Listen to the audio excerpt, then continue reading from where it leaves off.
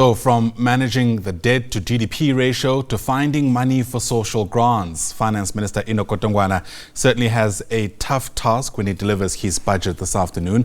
The statement, of course, said to be delivered at 2 p.m. in Cape Town. That's where we find SABC News anchor Nompumelelo Siziba, who joins us now from our satellite studios in the mother city. And Nompu, it's not just about the macroeconomic issues that are going to be in sharp focus today.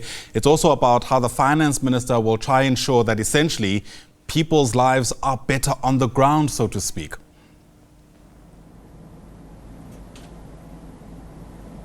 Welcome to the parliamentary precinct, where we're anticipating the speech of Finance Minister Enoch Godongwana later today at 2 p.m. We have colleagues all around the country who are going to be giving us the country's views around what they expect from the budget. We have my colleague Abra Barbia here with me in Cape Town, but she's somewhere else outside of our studio. She'll be giving us some interviews from politicians. We have Makhala Masiteng in Free State also speaking to us and telling us what's going on in that arena, and Simpiwe Makanya, who will be speaking to us from KZN. And in studio with me, I do have a guest. I have Ntombi Mbele-Thomo. She's an independent economist, and she's joining me right now. And we are just going to get a sense from her as to what her expectations are. Thank you so much, Ntombi, for joining us. So every year we always say that this is going to be the most difficult budget for the Finance Minister. From where you're sitting, is that the case? I think it is really a tough budget. We are around the growth terrain of around 1.1% for the year 2024-25, and we're expecting it in the medium term for growth to be at around 1.8. So these are really, really below par growth rates. As you know, population is exceeding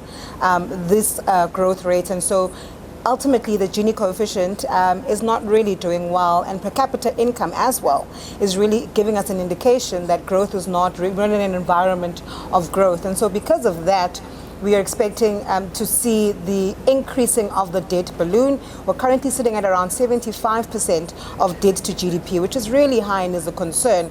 But it's only a concern because of how much we are paying in terms of the interest that we accrue from using debt to be able to finance the fiscus. And so these are some of the categorical themes that we're finding to be key issues within this year's budget, which again, we're still seeing that there is a strong appetite from Treasury to consolidate and use some form of austerity when it comes to expenditure cuts. Do you think that's really something that they should be doing in a time where we need to be igniting growth and reinvigorating the economy?